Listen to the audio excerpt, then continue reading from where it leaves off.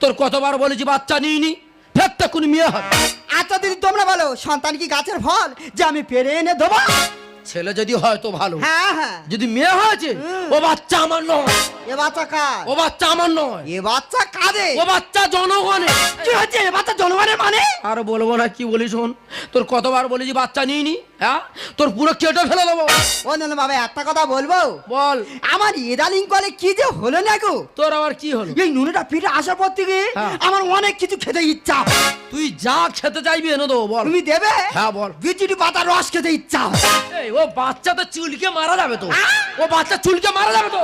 এই দেখো, তোমার তো সে কথা বলতে ভুলে গেছি। কি হয়েছে? বাবা ফোন করেছিল। কেন? জামাই ষষ্ঠী নিমন্ত্রণ হ্যাঁ। করেছে, আমাদের যেতে হবে। তোর মা জামাই ষষ্ঠী করবে? হ্যাঁ।